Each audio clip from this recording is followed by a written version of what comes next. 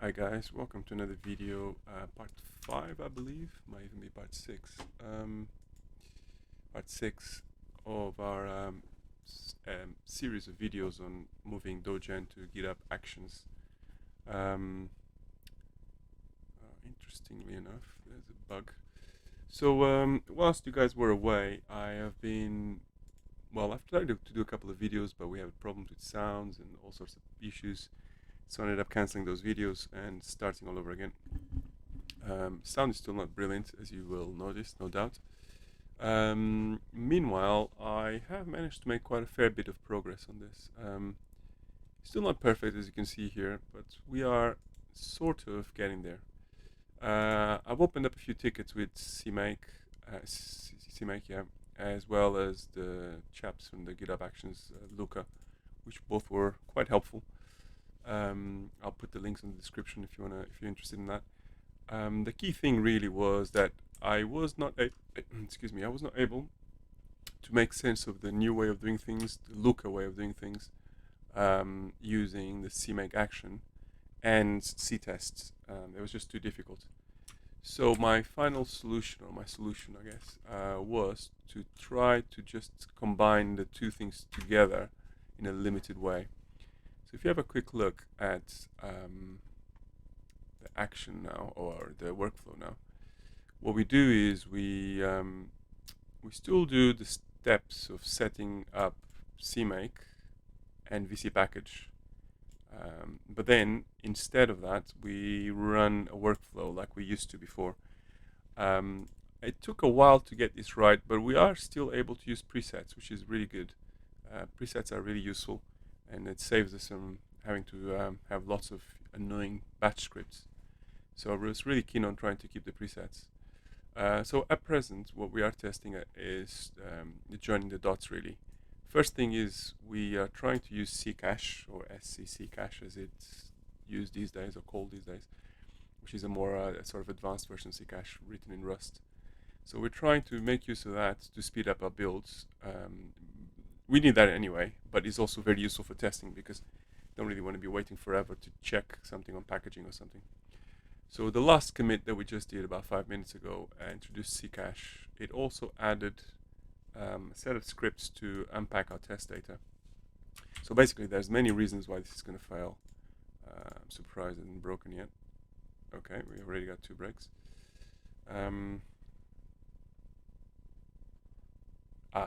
We are running the file with the wrong extension, so that's one problem. See what happened here. That seems to have done something.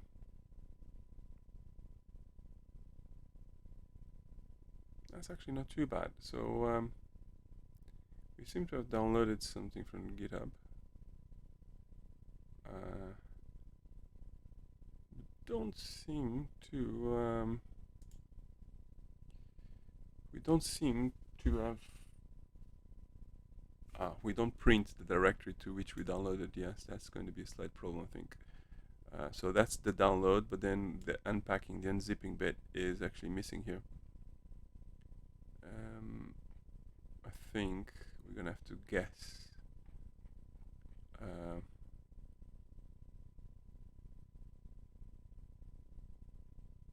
Whether it's did the right thing or not. So this is where things become a bit annoying. We now have to wait quite a long time to see what happens, to see if this worked or not. But on the plus side, what I really am interested in is, did we install Ccache? Well, as Ccache. That looks good. And we can't tell whether we detected it or not, sadly. Because for that we need to look at the log, and I think you can only look at the log at the very end. I may be wrong actually. See if there's a way of looking at the workflow log of your raw logs, perhaps. Okay, maybe not that one. Oh, actually we seem to have lost track of where we are. We should have been in this window. A bit too confusing my normal Google Chrome. I need to close some tabs there. So what we really should be checking is, we should be checking if there's a way of seeing the logs for a given step. So when we say view all logs, that seems to actually just give us some kind of high-level log. What we really want is the log of a step. If we could see the beginning of this step, we would immediately know whether if this has worked or not. If you're tempted to cancel this, we know there's a problem with C++ or Windows already. So let's just cancel this. Let's try something clever. Let's just cancel the run. It won't take too long. And then what we'll do, oh, actually, just realized need to flip my monitors, so you probably haven't seen very much. It's lack of practice of doing videos, really. So what we'll do is, we already know there's a problem. So we'll just cancel that. We'll fix this to point to the right directory. And then what we'll do is GitHub fix path to Windows JavaScript. So that would solve the immediate problem. And then if we keep going to the wrong Chrome window. I got a couple of cancellations here. Next one's coming in, so we don't really need a lot of these workflow runs. Probably taking up some space. So, right, what we need to do with this is we need to keep an eye, very, very close eye, on these things as they run. So we don't really care about that. Don't really care about the VC package either. We just need to see what happens at the very beginning of the C-test workflow step. Just going to quickly jump through these workflows. At some point, it's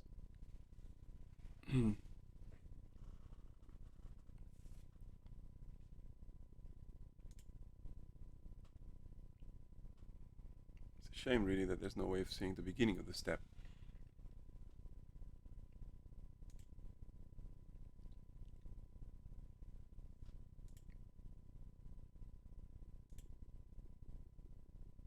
Okay, here we are. So we just need to see.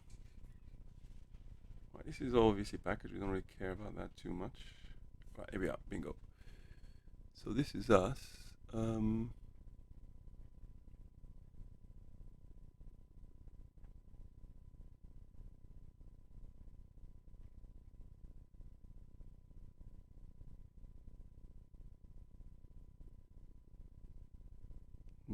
Can't really see any mentions of Ccache just yet.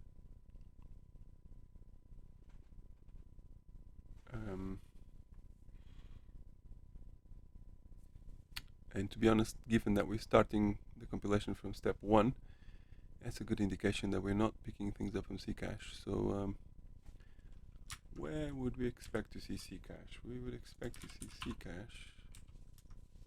Let's look at our CMake file. Just after the directories, which is also something we're trying to check. So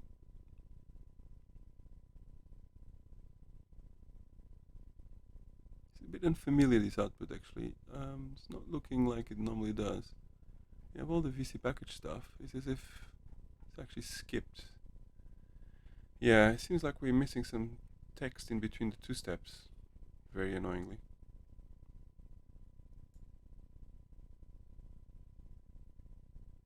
There was some output just before this, which is exactly what we wanted, always the way. And that's not here. And now I think we skipped that on all steps. Yeah, this is really not ideal. I think I probably should have forced an error after config. Because we can't really wait that long. So, okay, we already have Windows errors as well. Okay, right, so let's just do the following. Let's cancel the workflow again. We have a couple of errors to deal with, so this should be easy enough. And then let's force the workflow to exit, as soon as config is done. So cancel the run. And then in here, we're just going to introduce fake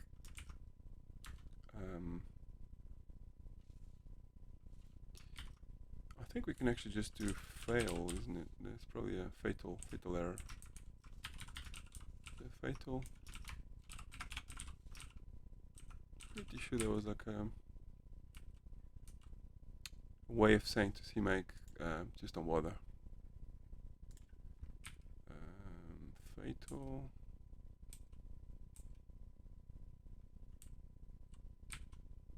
Clearly we don't have any fatals here.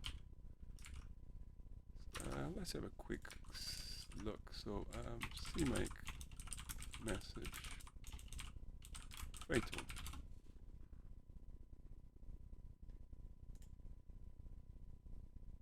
Yeah, I'm pretty sure this will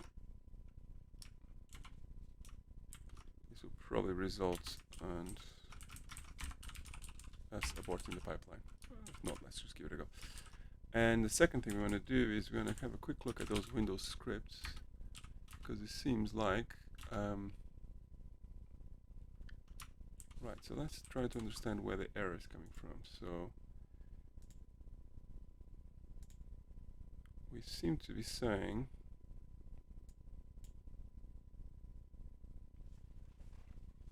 interestingly enough, we don't seem to have any output in the Windows script as well. It would be nice to just have a print something, right? Oh, okay, right. We cleverly write to host after invoking. Let's change that.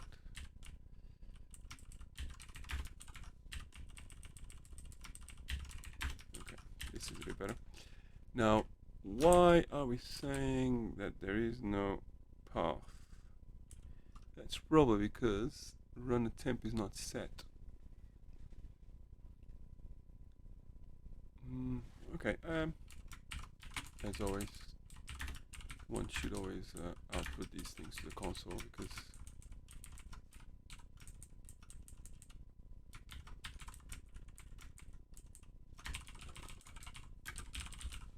just interestingly enough, I wonder if anything to do with the notation we're using, or even if you can access environment variables this way in PowerShell. Actually, that's probably what the problem is. Let's just do two things. First, let's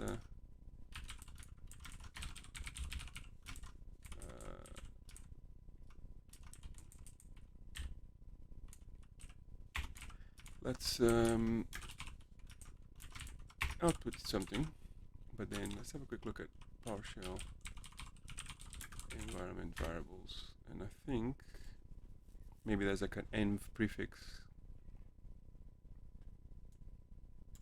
I think so. We probably need to do something like env. Oh, probably not too many of these.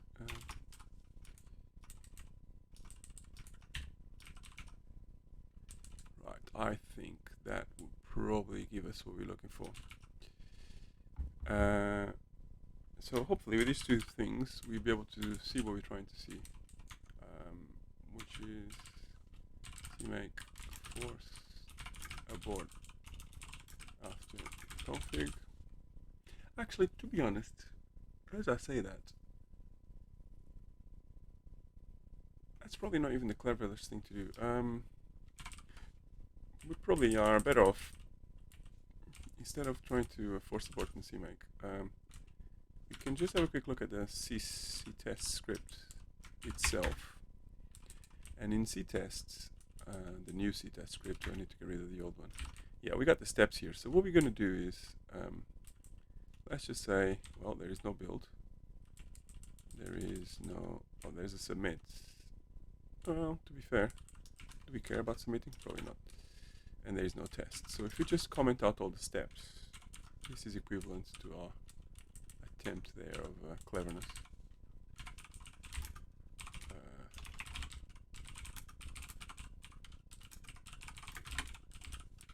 Okay, with this, now we know we're just going to see the config. It's going to be very quick. And then with this, we can say build try to fix this to environment PowerShell. Right, so this should give us two things. Speed, so we can see what's going on very quickly. But it should also give us, hopefully, a couple of fixes.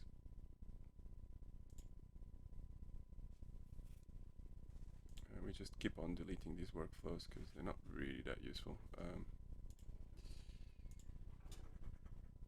In fact, we probably don't even need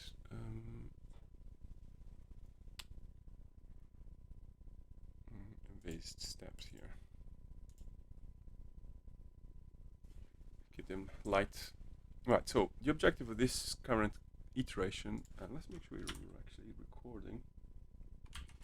So the objective of this current iteration then is just to try to see if we can get the right environment variables, we get the right downloads, and we get Ccache working as well. Because without Ccache, we really are struggling. Right, no point now of waiting here. This probably just slows things down. So whilst that's going on, let's think about this then.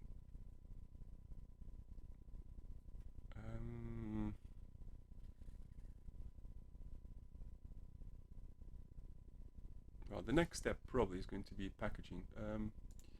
So whilst that's going on, it could take a few minutes, we will attempt to figure out what's needed in terms of packaging. Right, so we got this notion of an upload artifact.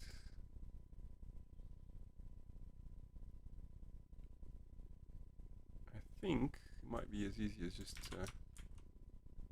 figuring out where we're storing the packages. Of course, we haven't got any, so probably not going to be very clever for now.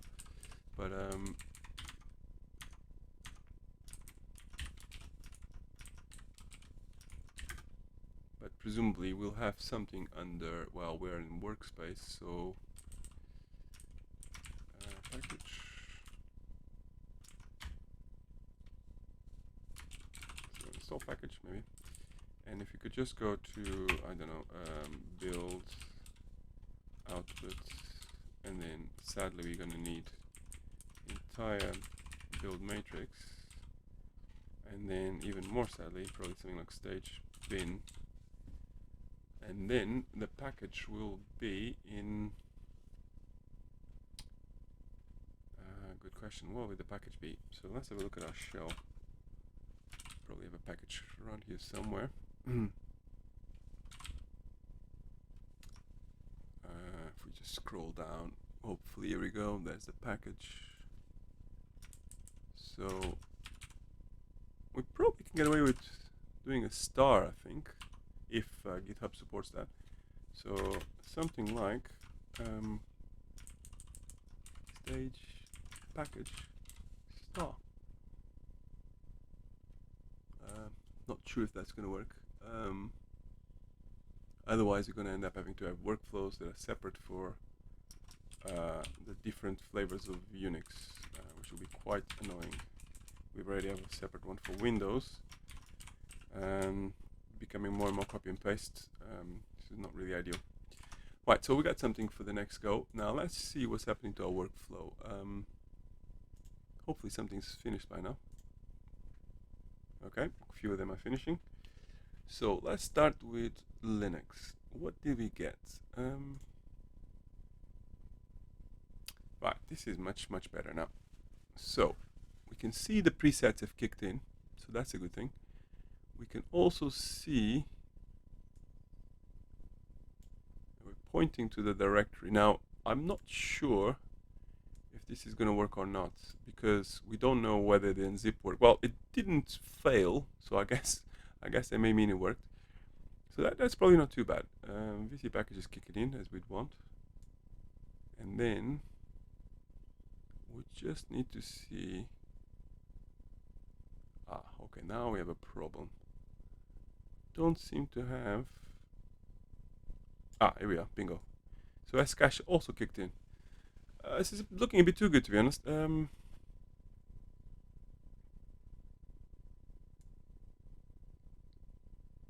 I think we've done it. we just now need to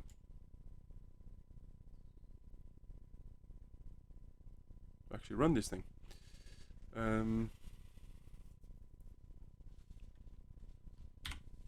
First build, of course, is going to... okay, what? Windows, of course, had to give us some trouble.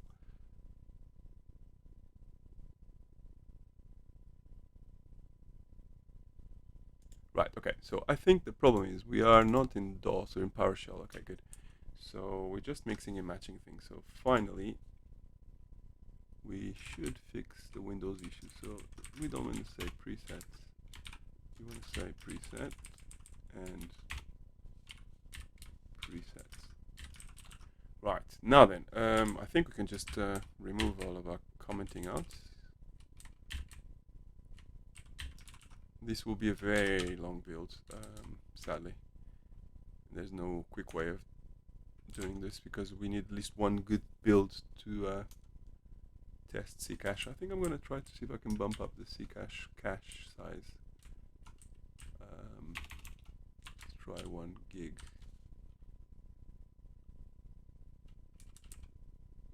Or maybe 1,000 megabytes, just in case it's not getting the right syntax. 1000 M. Right, cool. Now then, so let's GitHub add artifact uploading support and bump up Ccache cache size. I'm pretty sure that 100 megs not going to take us there. And then ctest and comment all steps after configure. And with this, we are hopefully on our way, I think. Probably not quite there yet, but so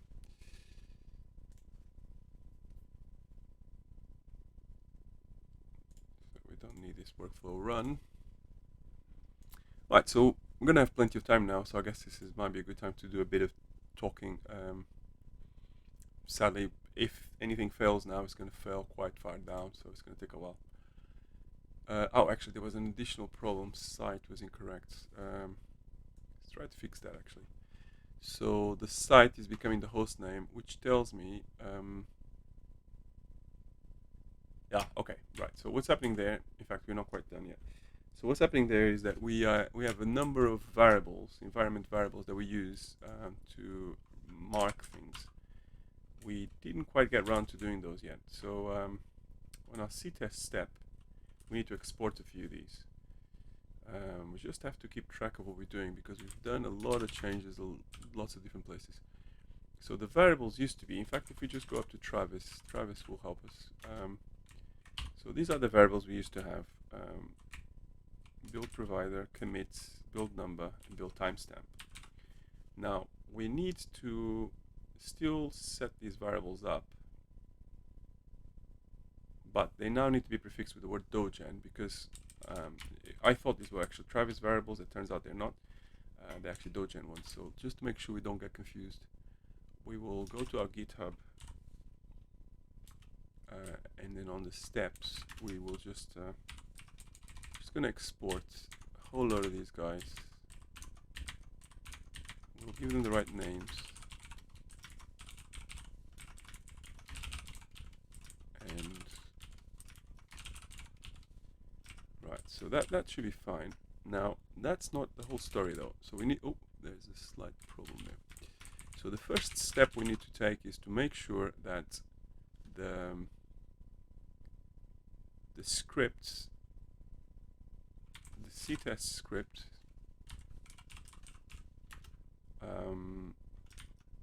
where we set the site, right, here we are. So that's correct. So that's looking for a build provider. So that's good. The second thing is we need to look at a template somewhere in templates. Right, we don't really need bin tray anymore, so let's just get rid of that.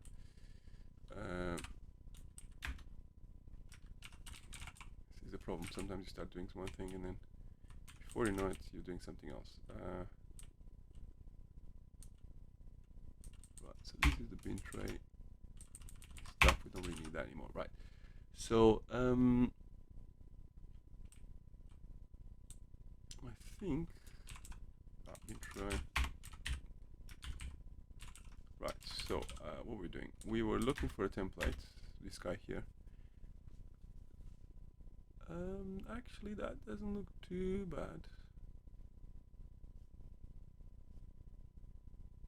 Although, having said that, what exactly is Dogen build info? One wonders.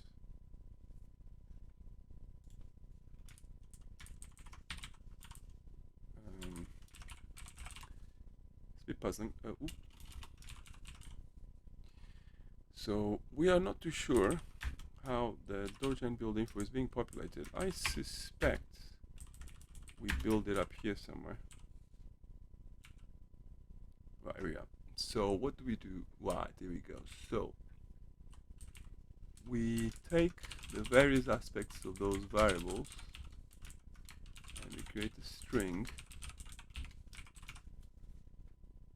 and that then is used to populate the Dogen build info. So that's fine. I think this all marries up now. So the only thing that we need to now do is to see what did app_var. So if we go back to our app_var file, I think. Right, so here we are. So we do something very similar here, and that has to be copied across. So something like set the Dogen provider. As you can see, it's becoming more and more copy and paste. We have to figure out how to make this slightly less so, but that's one for some other time. That will require a bit of investigation.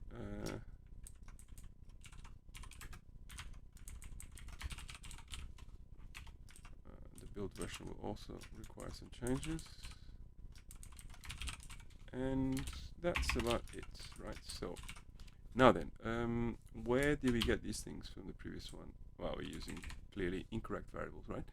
So first we need to figure out how to get the build commit. Now we've already done some research on this, and if I'm not wrong, there is a page somewhere around here. There we are.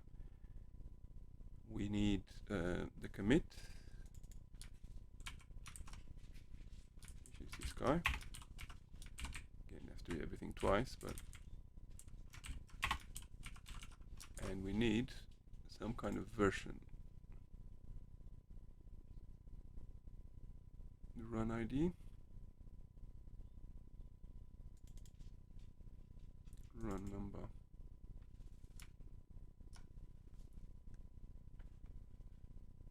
Interesting. So this is the run. Well, actually, to be honest, that's probably alright, isn't it? We don't really care if it does not change, as long as it's for the same workflow. So that's probably the closest we're going to get to the Travis versions of these things. Okay, cool. So now then, this should address the stamping of properties in the packages. Let's see if the build's already complained. Okay, we already got a problem.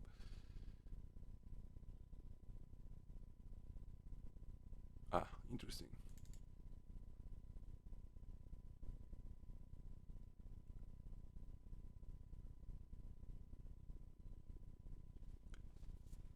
I think yes, so what's happening here is $preset does not seem to be set. Right, so let's just be very careful about the Windows script. It's always a problem with Windows. Right, okay, fine. So I think the problem is we should not be using the word set, I think. Right, and that should probably be a $preset. Now, my recollection of PowerShell is a bit limited, so let's look at some examples of our script in PowerShell.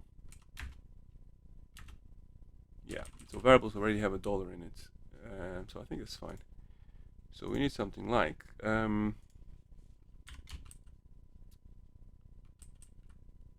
like this. I think that's probably all right.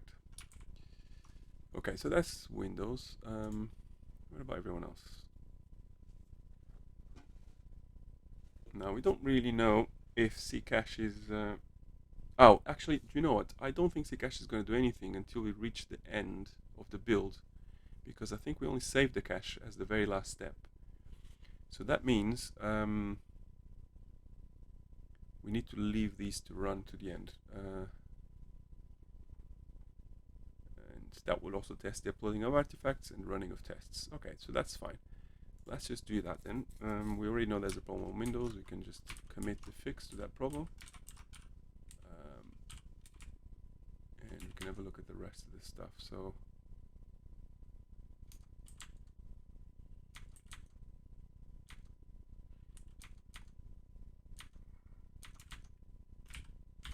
right, so we got a couple of commits here. So remove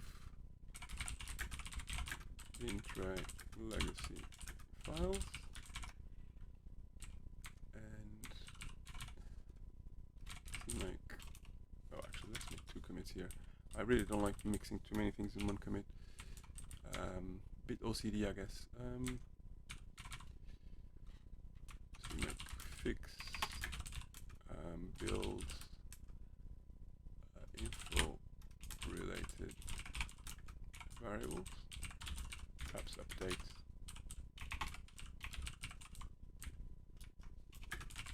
Okay, and then we want to populate them. Build info related variables, and we also fix Windows setting setting of variables on Windows PowerShell even. Right, cool. So that's nice. Now, like I said, let's just leave the last workflow to finish, so we can see what happens to the rest of the stuff that we've done. But that does give us a little bit of time to think about what's next. So in theory, this should give us the upload. We already have some kind of basic integration with C- working. We've checked that. 1 second. Usual confusion in the house. So we need to. So in general, things are more or less working. The reason why this has failed there is because we didn't have the path to our test data file, so we couldn't find that. So that's why the tests are bombing out. That kind of makes sense. You can clearly see here. So we leave that to run to see what happens, and probably delete these guys here. We don't need them anymore.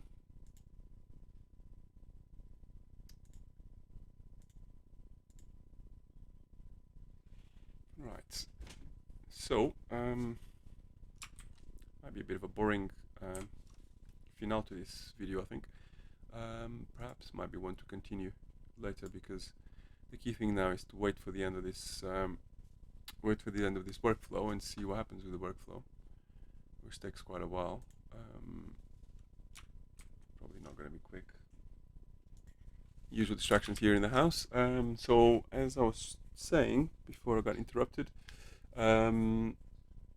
we need to wait for the build to finish, whatever happens, because we need to see what happens with Ccache. We need to see what happens with the tests coming through, and we need to see what happens with the packages as well, whether the packages get attached to the workflow or not.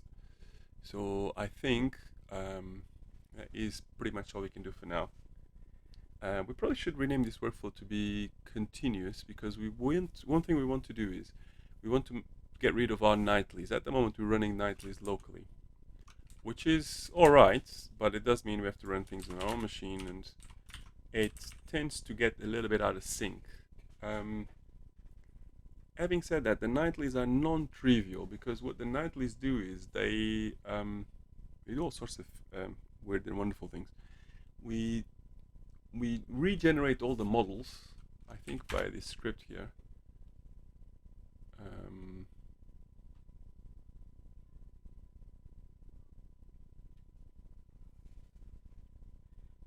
Or no, not even that. We create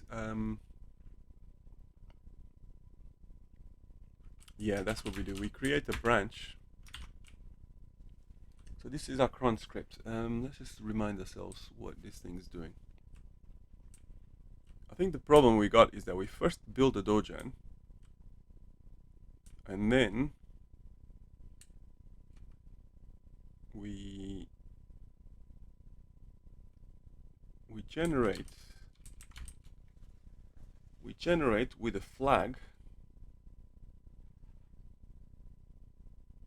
In fact, I don't think that generates script is being used at all. Yeah, not at the moment. But we seem to just build Dogen. Then we generate all the models. But the bit that is missing here is we generate all the models with a flag set up. And that flag forces a different profile. Here we go. Export full generation. That's the guy. And this guy here then forces the building every single facet for the generated code, including all the generated tests, which is actually quite a useful thing, to be fair. We just don't want to do that all the time because otherwise the builds take too long. I think there's more interruptions coming. And so what the script does is it generates every single facet across every single dimension, really. And we do that as a way to test, see if anything's broken in the code generator, which is useful, and also means that we got generated tests, which is also very useful. I think I'm being interrupted again, so I'll pause for a second. Okay, so reverting back to where we were. Actually, this interruption was useful because we've skipped most of the waiting time for the build, and there's some results coming through. Interesting. So the path does not exist. Now, that is a peculiar thing. Probably should do an ls, I guess, just to... okay, we have a lot of failures in the tests as well. Wow, okay, where do we start? Well, first let's have a look at what the C-test is saying.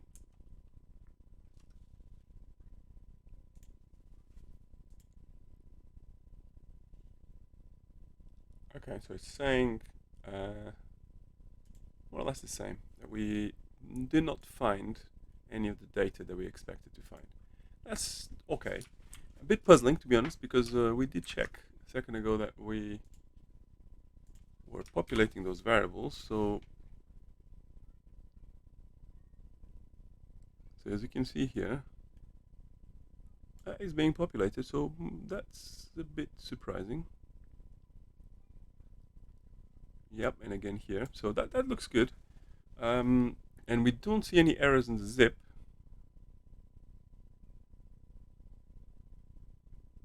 Although, yeah, set up test data.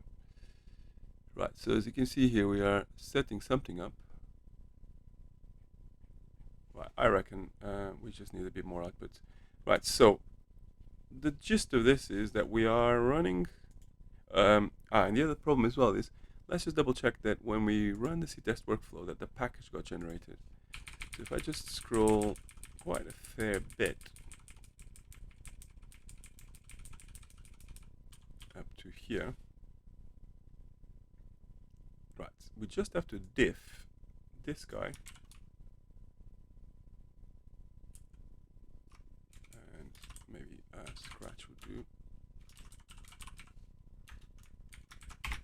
So this is the package, and this is the upload path.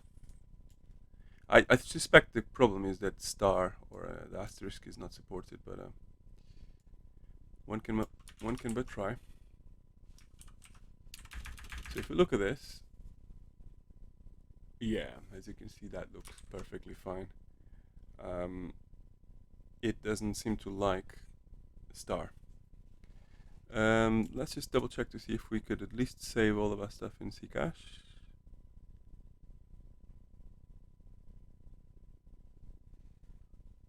Okay, that looks about right. And we seem to have created a cache, and the cache is keyed. Okay, so hopefully now we should be remarkably quicker in doing builds. which is exactly what we want. Right, so now the problem we have is this annoying issue of unique artifact names per operative system. This will mean that in fact, we probably don't. Yeah, we don't have the cache, of course, yet on Windows because we haven't even managed to run the build. So the problem now is going to be that in order to fix the issue of the upload, we need to supply the full path to the artifact. We know for sure the artifact was there, just couldn't find it. First thing we're going to do before anything else, let's just double check really that the upload action does not support regular expressions. So it could just be that the syntax is a bit different, we need to escape it or something like that. So no mention of the word regex. Let's go to issues. Regex. Let's say any issue. Okay, so at least it's not obvious. Somebody asked the question, and wildcards. Here we go. Right, so no one's saying that you can't do wildcards. And this chap here is indeed trying to do wildcards, so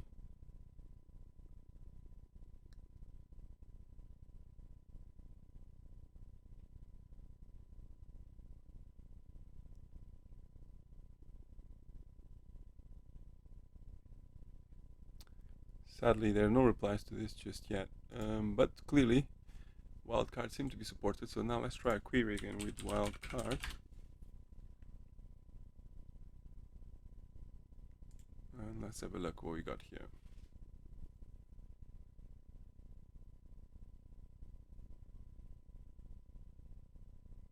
Okay, that's interesting. So we can actually upload. Oh, okay, that's not too bad. We can upload the entire folder. So if you can upload the entire folder, let's just change this to become.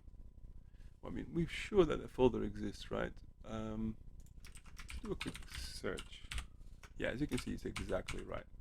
So what we'll do is we will upload artifacts,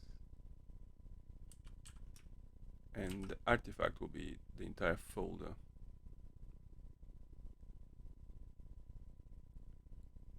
And similarly for Linux as well. Let's see how let's put the slash there as well, just in case. I'm not too sure if this is going to work or not, but one can but try. Right, so now then, let me make sure we started recording with all this stopping and starting. We did 43 minutes, so right, so what then? We probably should wait until OS X finishes as well, so that we can get, well, in fact, all of these guys, so we can get everything hot in the cache to save us for the next build before we run the next workflow. Be interesting if there's some other clues here.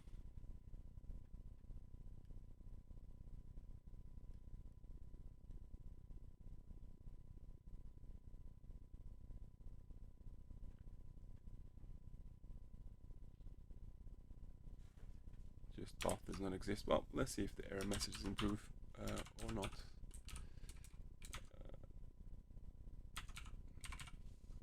So GitHub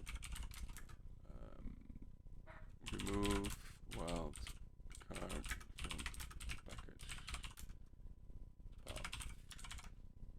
Okay, now we have the dog causing trouble. Right, so we have a whole lot of fixes now. We've also noticed something a bit annoying, which is the nightly build is relying on a script that we just deleted, which, to be fair, is not a big problem because nightly build is actually not doing anything sensible at present, so we probably should just let it die. But our cron script is relying on the old build Linux script. In fact, that's what we were doing a second ago before we were interrupted and I got quite confused. So as I was explaining, what we do with the nightlies is we generate everything for Dogen, and this is a good way of seeing if there's any leaks, if there's any problems in compilation with all the facets that we normally don't use, and so on, for every single project we inside of Dogen. And because of that, we need to first build a code generator, then we generate everything, then we do an actual build, and then once we're done with that,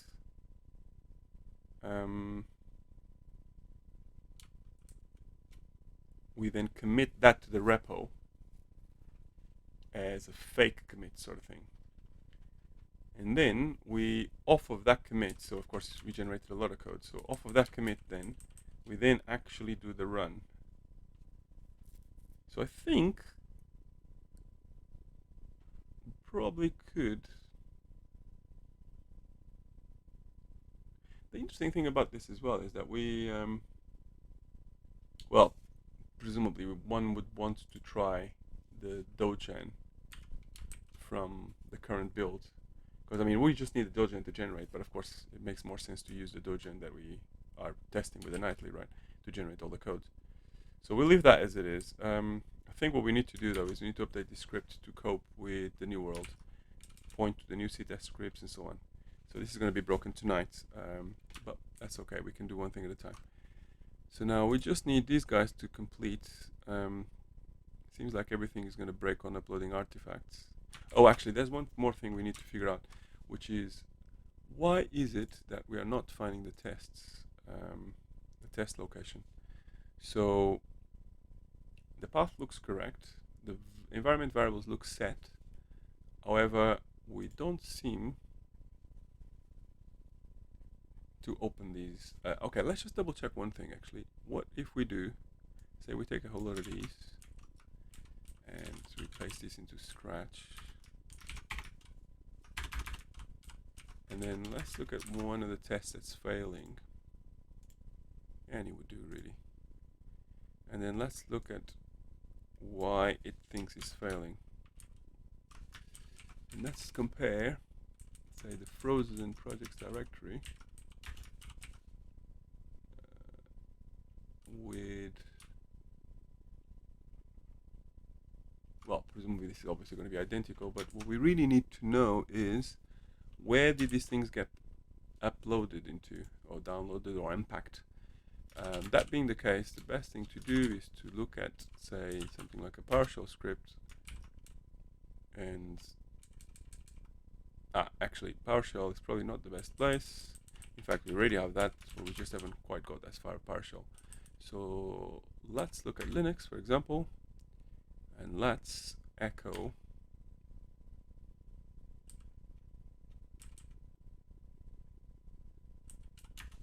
just echo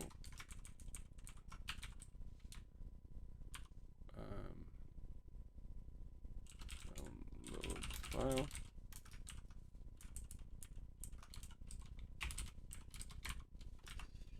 and extract location.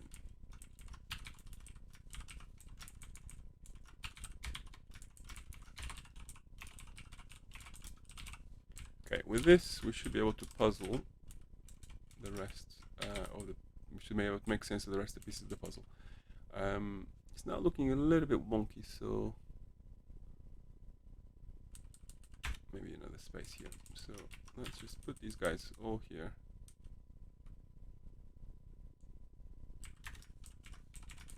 I don't know why I call it download location, but let's worry about that later. And this guy here, we probably don't need all of them, but actually we will get as much output as possible, because as you can see already, every time we do a build, we want to maximize the amount of information we get, so we don't have to do 20 builds to get to the bottom of these issues. Right, so that's good. And then I think we just do the same thing for OSX, just in case there are differences. Hopefully these are actually identical.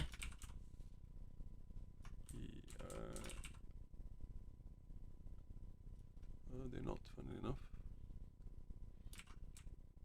Oh, it's just purely because I got the C# one probably. So let's just double check we're not doing something silly here.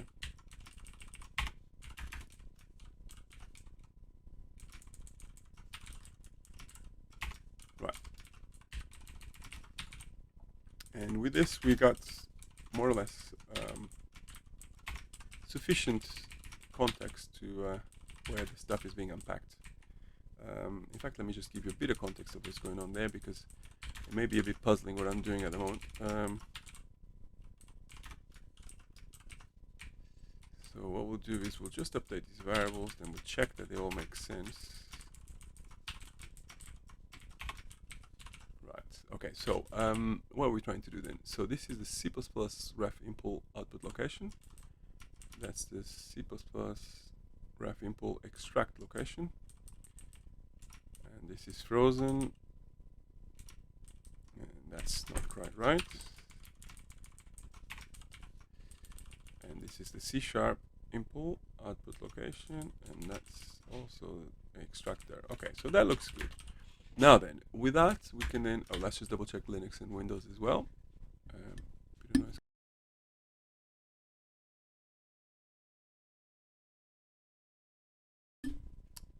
So let's just double check the Windows and Linux locations as well. C++ ref impl output location, that looks good. The C++ extract here. Frozen output location. Frozen extract there. C++ C# ref impl. C# ref impl.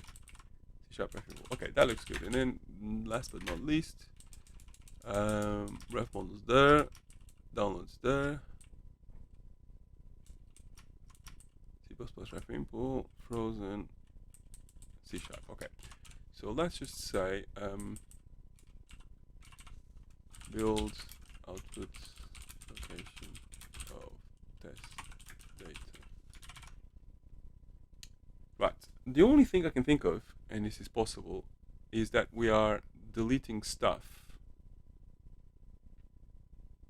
In fact, that is a very good point, isn't it? We probably are deleting stuff after unpacking.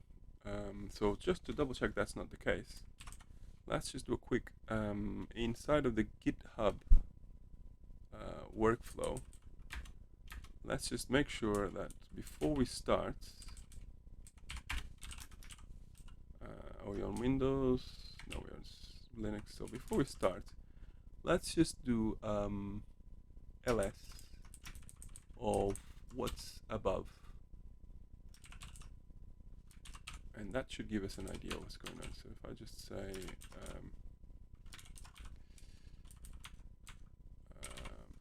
GitHub list files in test data directory, and hopefully that would also allow us to know what's going on. So by now, hopefully, a lot of hope going on here.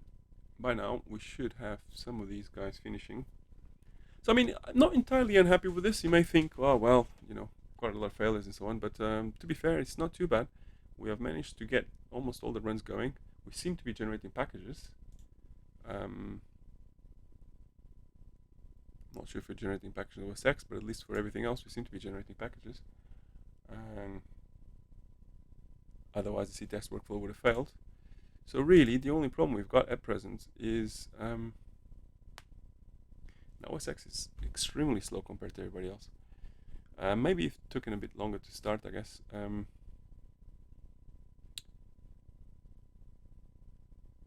What we can probably do is we could probably start the next run, leave this one to run. When this is finished, the C cache will still write. I wonder who actually gets precedence, because there's two runs and both of them are trying to write to the same C cache. I wonder who wins.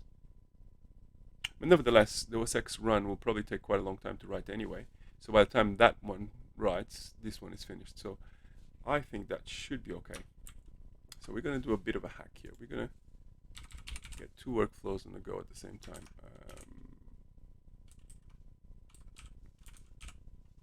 Let's just merge.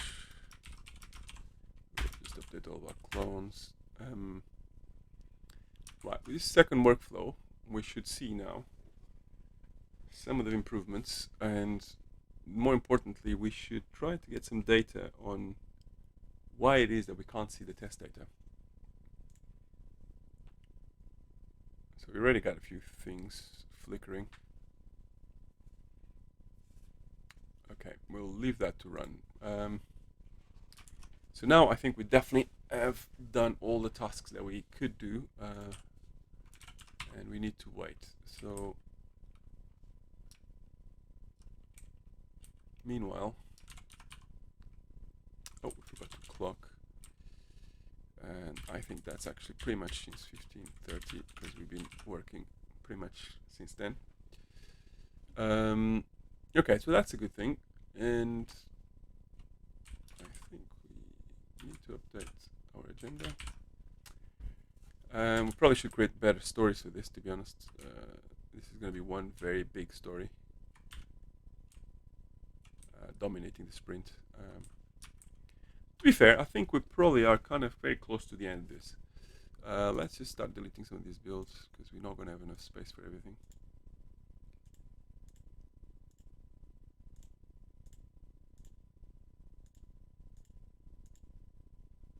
So the good news is we seem to be uploading stuff. We seem to be generating packages. In fact, while we wait, we will double check that everyone is generating packages. So if I take one of these guys, probably all the way to the bottom, this is the tests and the failures. Actually, it might be easier to start from the top and maybe even scroll with the mouse a little bit. There's a lot of outputs.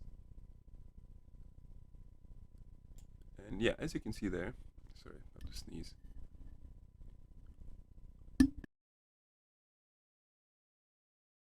As you can see there, we generated a package and uploaded it to the location. Well, we didn't upload it to the location, but we saved it to the location we expect it to be in. And that looks good. Then we ran the tests, and that's where the problems began. So that's all looking quite good, actually. It'll be interesting to see what happens in OS X, whether we're going to create the package or not. We haven't validated that yet, and we haven't also validated the packages on Windows either. So still a few question marks on that. Meanwhile, the new builds. Okay, we've already got. So that was a good idea to actually start these at the same time. Okay, right, that's interesting. So as you can see here, we don't seem to have the directory we expected to have. So there's a bit of a question mark as to what exactly this test data thing is doing. So let's look carefully at the output. So the extract dir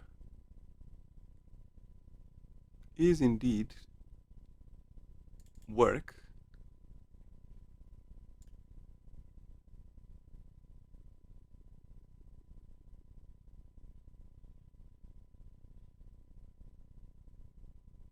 What if the unzip is failing?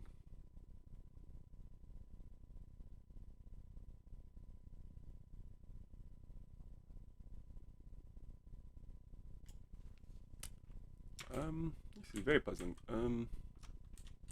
Well, at least we answered the question, and the answer is we are not actually saving the data down, which would explain why the tests are failing.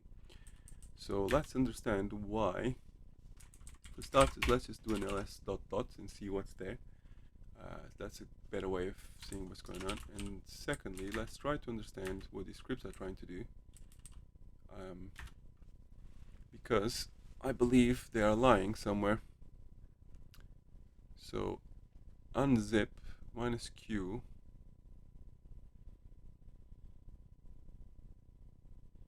frozen extract dir. Where is the frozen extract dir? Okay, I wonder what we mean by GitHub workspace. Maybe that's the problem. Right, okay, right, that is the problem. So perhaps GitHub workspace is not what we think it is. I assumed the GitHub workspace. In fact, stop there for a second. We are already printing this variable, so no, that is actually absolutely correct. The GitHub workspace is exactly where we expect it to be, the place where the files have been checked out. The Git has been checked out, and the temp directory is really temp.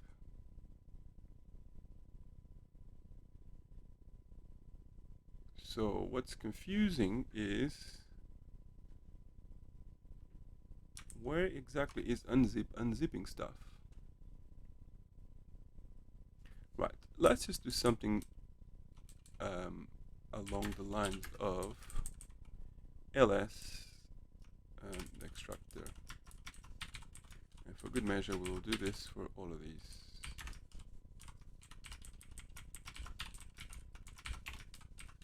This is just it's not ideal, but it's not too bad really. We just need to nothing particularly bad is happening at the moment. We just something is out of sync, and once we figure out what, it'll be quite easy to fix. This is probably not even the best way of doing this, to be fair. So what we'll do is we'll say build GitHub adds list unpacked files. So what we'll do is we will just get this guy going. One mistake we did here. We should have done this for Windows as well. I think on the Windows script we were also doing an ls. No, we weren't even. I think it'll be fine. So these guys should all fail very quickly, which is what happened, and our actions OSX is still going, which is also quite good. We just need this guy to write. So from this workflow, we want to see if the packaging OSX works, and we want to see if the C cache saving works. From the next workflow, we just want some more details on what exactly it is that we are saving test data. I probably should have not bothered with any of the other steps on these runs really. Just the configure step might be enough, because in fact maybe we just cancel this workflow, because yeah, I think there's no point of running this to the end. Let's just cancel this. We won't be able to see anything. So we'll cancel this run, and we will go to our trick of ctests, cmake, and in here we'll just do the usual, take away all the steps except for configure, and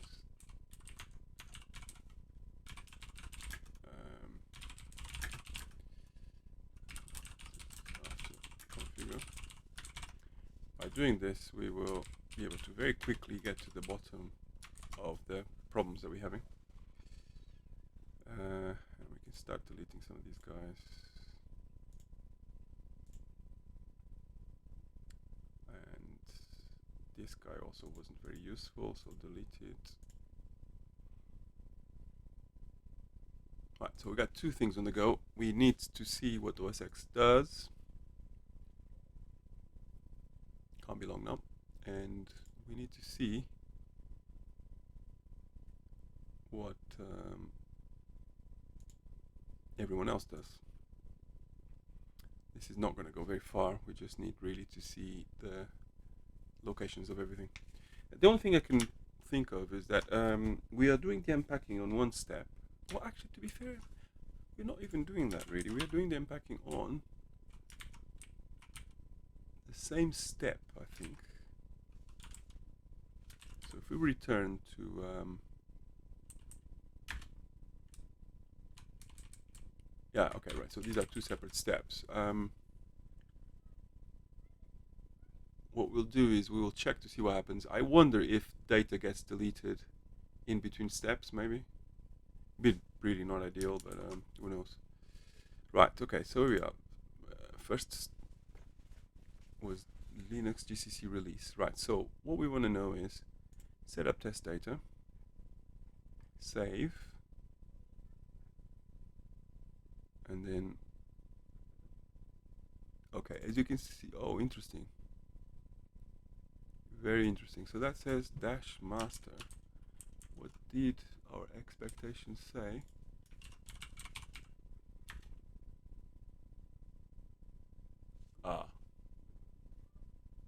Okay, so we have a slight problem, which is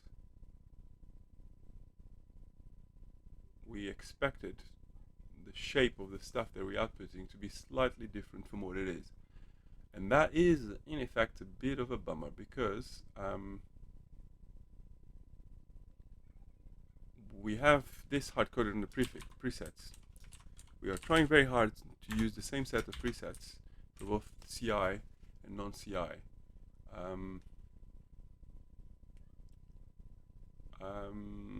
And this means that we need somehow to have a frozen and then master directory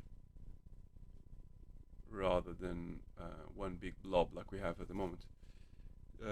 Not a biggie, I don't think. We could probably do that.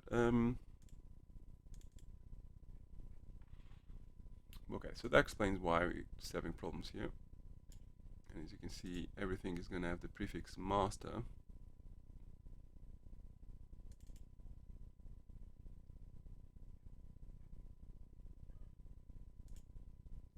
Okay, cool. So what we'll do is we will everything is in the right places except yeah, there's the third one. So we need to just make sure that these things get saved up in something that looks slightly more like what we want. So it's just a case of creating a subdirectory called master and renaming the top level directory. So what we'll do is we will probably on the script itself. It's really not ideal. It would be much nicer if we could just pass the path to this, but because of presets, it's all getting a little bit confusing. But that's all right. We just need to do a bit of hacks. So we can move or even muck dir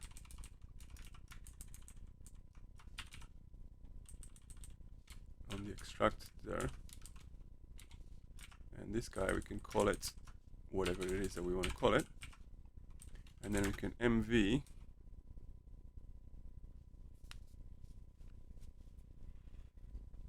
interestingly enough, now we don't actually have the name of the directory, but nonetheless we can guess. I mean, this is really in the realm of hackery now, but as long as it gives us the right output, we worry about it later. Right, so this should give us the shape that we want. We now need to reproduce this shape with the other guys. So same for frozen. We probably should make sure we, in fact, if we're going to do that, might as well copy and paste. So right, so if we do something like this, and last but not least,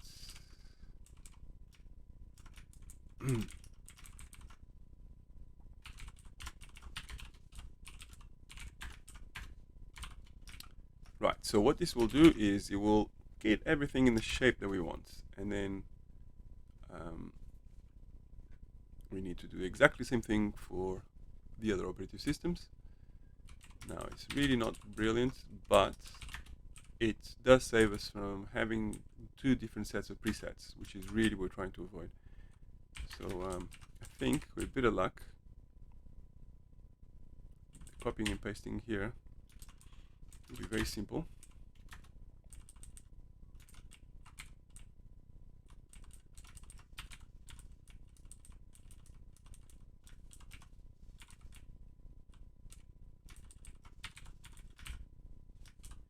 I think that will be fairly identical. And in Windows, probably not too dissimilar. Actually, of course not, because Windows is not using the same approach.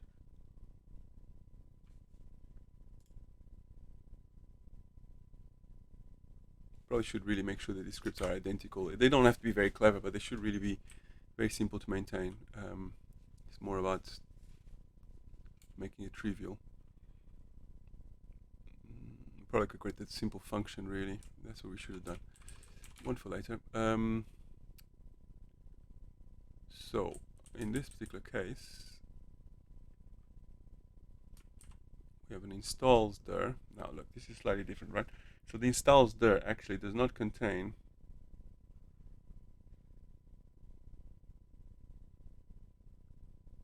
I'm actually quite tempted to just try to rename all these variables to match.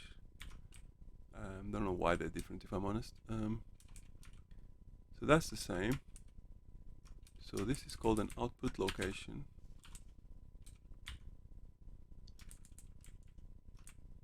So I suspect if we just literally do a search and replace for downloads location and call that output location, we're going to end up with something very similar. And then the install there is called the extractor. This is really what's called gratuitous diversity. No need for these things to be different. Probably just did this for historic reasons. Right now, at least the variables look vaguely similar. And if the extract there is, yeah, just like this guy, GitHub workspace. So the extract there is now the same. So now I think these two commands will probably just work. Although I do prefer using PowerShell native syntax, so just to remind me that I'm using PowerShell rather than Linux. So PowerShell move item. So we just use the actual syntax from PowerShell, because at least that way, when I look at this, I don't think that I'm actually doing something in Bash and get confused and do the wrong thing. So let's look at a very simple example. So we move a path.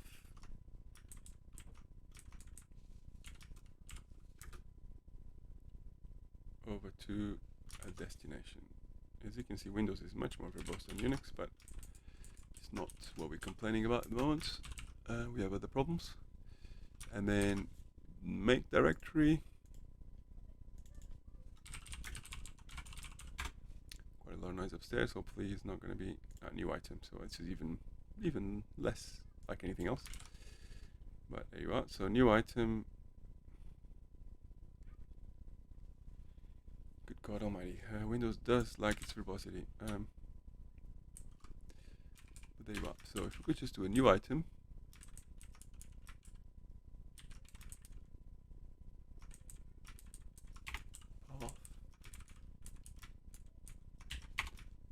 And that could probably just be the variable. And the name. And then the directory. Alright, cool. So that doesn't look too bad. I think we just need to replace probably frozen with, oh, actually one thing we did not do is we did not fix all of these. I actually think PowerShell supports the bracket syntax like Unix, but again, I think it's better to just try to be as native as possible to make things look native to the whatever uses that technology, because if you try to use Unixisms in PowerShell and so on, then you're going to end up sooner or later in trouble. So as much as it might look strange, certain things, it's better to true the way the locals do it. It's also sometimes your brain gets confused when it's looking at something, and if it sees the context, appropriate context, then it's easier to understand what you're trying to do. Right, there we are. So not brilliant, but perhaps not the worst. So all we now need to do is make sure that the LSs are showing us the right directory. So how do we do that? Let's just double check that. The workflow. I think we still have an LS in the workflow.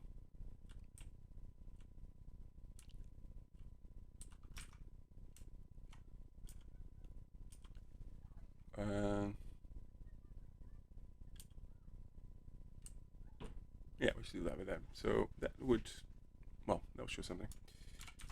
Let's start with that. It'll be very quick anyway. So if we just say build fix path of test data of the unpacked test data, and I'm not sure this is going to work, but give us something. Meanwhile, with a bit of luck, our OSX build is complete.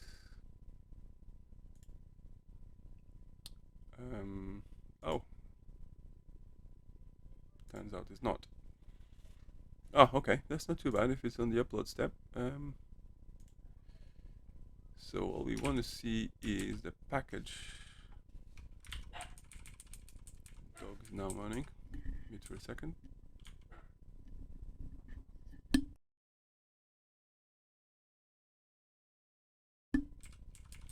Very challenging these days doing some videos. I guess anyone who's got a family knows how difficult these things are. Right, there we are. So as you can see, the DMG was generated.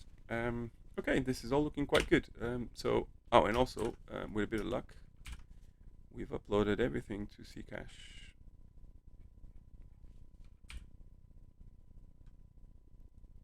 Yeah, so that's stuff being uploaded. I think this is now complete. I'm actually not going to delete this workflow because I don't know what that would do to the Ccache cache. Not quite sure why it's still completing the job, but oh, okay, that's right. So that guy is still going. But to be honest, I'm not too fussed because now the release works, so that means we shouldn't be too far now. Right, meanwhile, what is this guy doing? This should be very quick.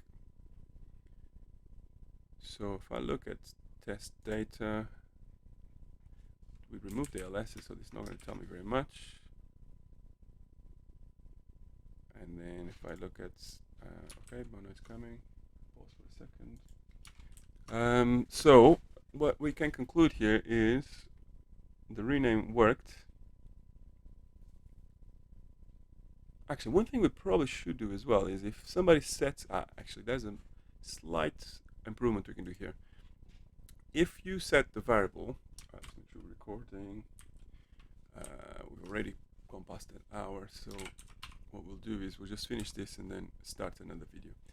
So it's a bug really in our CMake scripts because we shouldn't really go that far all the way to running tests without anyone telling us that we are missing something.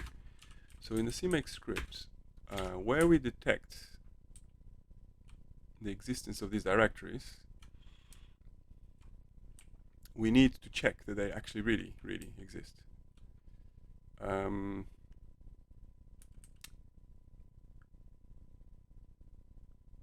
So what we'll do here is we need to validate. So let's just say what CMake. So CMake directory exists, and that will at least allow us to. Okay, cool. So really, all we need to do then is to say. So this guy will exist one way or the other. So if exists.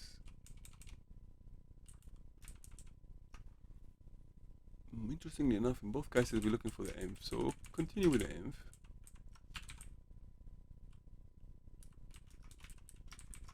So I think with the syntax is this, and I think we can probably say if not exists, right? Pretty sure it's valid.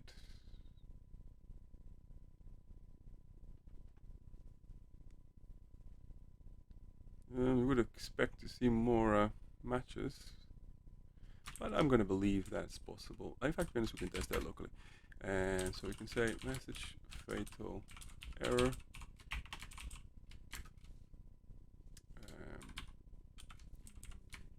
Dogen projects directory not found. In fact, I'm just going to, because I'm lazy, use this. Because we've already outputted the value of the variable, we don't need to do that again. In this particular case, do the same thing here. And this is going to save us a lot of trouble, because prior to this we were actually going all the way to running tests. The tests were failing with very puzzling errors.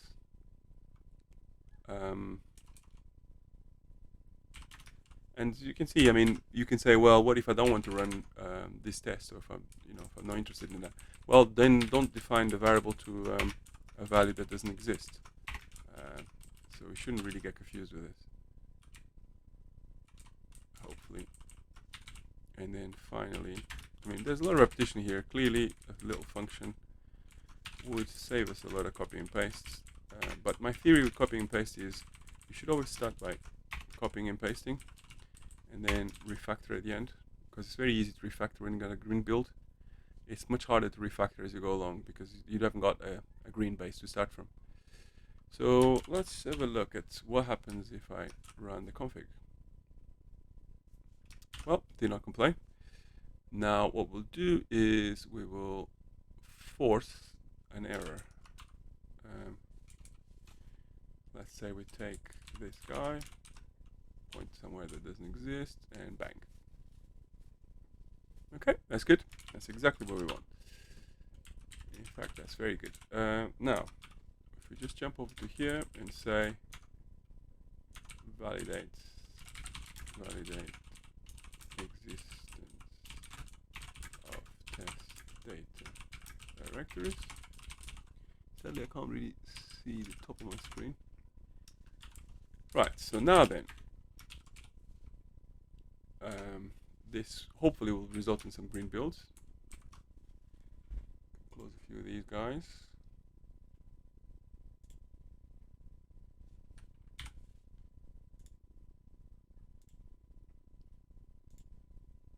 Right, so what we want to see now is we want to see green builds telling us that the directory does exist where we'd expect it.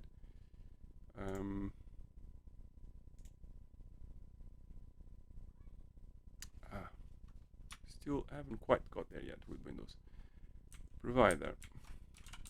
Not really. This is the problem with Windows for Unix people.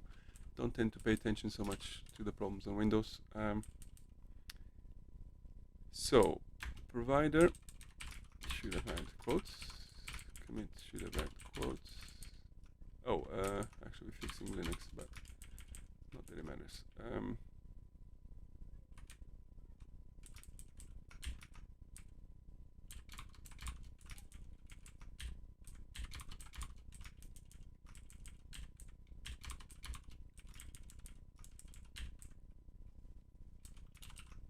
Okay, so hopefully this would do what we want, and I think we're ready to take away the commented out tests, I think, steps.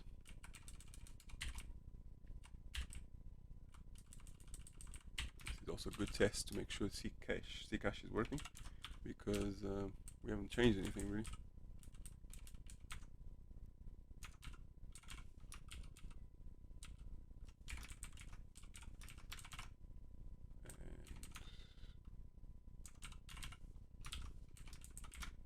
So this is GitHub fix Windows shell variables. Okay, do we have anything on the go? Oh, we do. Okay, cool. And that is telling us that everything is green. I think we probably, it's interesting that OS X always takes longer than everybody else. I wonder if the caching of VC package is not working or something. No, it's just a bit slower. Okay, not a problem. Probably not much of a point of waiting for this. Right, so now let's make sure we don't delete the Ccache. In fact, I'm not going to delete any workflows, just to double check we're not doing the wrong thing. And then we'll do the last push. So with this push, what we really want to see is we want to see Ccache kicking in so that the builds are a bit quicker. We want to see the package being made, and then we want to see the tests actually passing, because hopefully we are pointing to the right directory. and also Windows doing something other than erroring before we start. OS X is just really slow, so not much we can do there.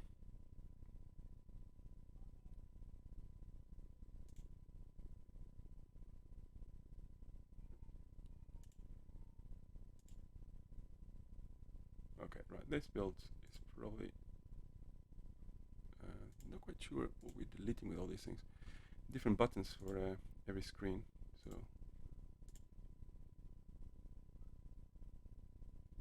I think we're safe to delete all of these guys. I honestly think that we probably can delete the workflow without touching the C cache data, but just to avoid confusing things even further, we're not going to do that now. Maybe something for later. And meanwhile, we can have a quick look at our C tests, dashboards. Okay, warning.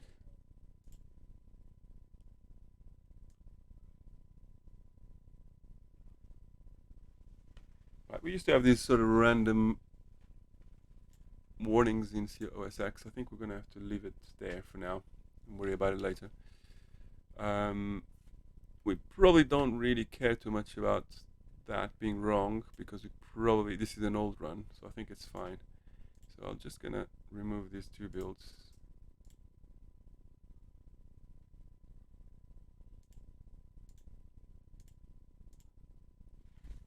And we just wait. A lot of waiting, really. Right, so Windows still.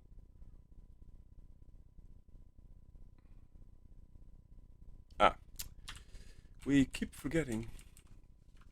This is one of the annoyances of dealing with multiple shells in different languages. You end up forgetting the little quirks of each shell. In Bash, it's quite forgiving. You can do. Actually, probably just want a VC package. In Bash, we can assign things fairly willy-nilly without thinking about what we're doing.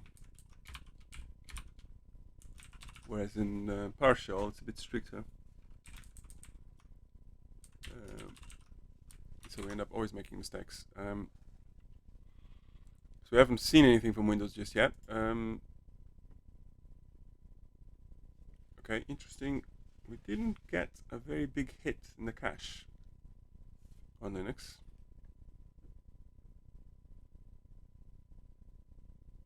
I think we're missing a step somewhere.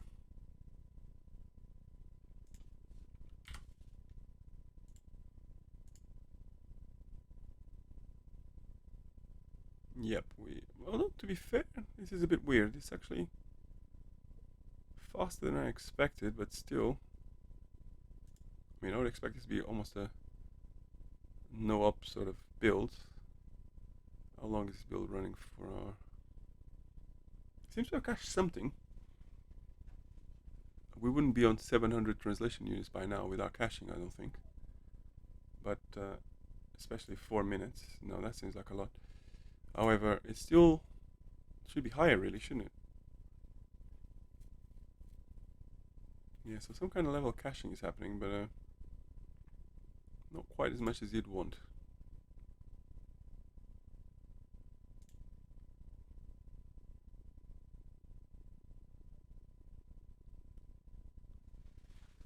Well, we're gonna have to leave that for a subsequent investigation. For now, we will leave these guys running. Probably, well, to be fair, I think we probably don't know. There's no point of leaving these guys running. What we'll do is, let's just cancel the workflow again. Push the Windows fixes, and then run everything from scratch.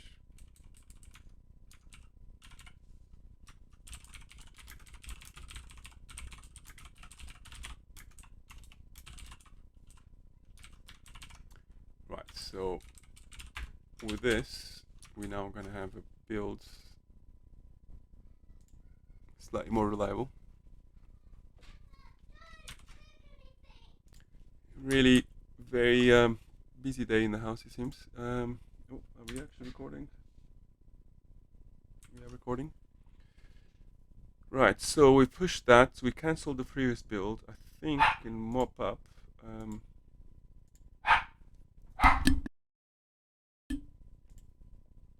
It's a bit challenging to be able to do coding with all this noise.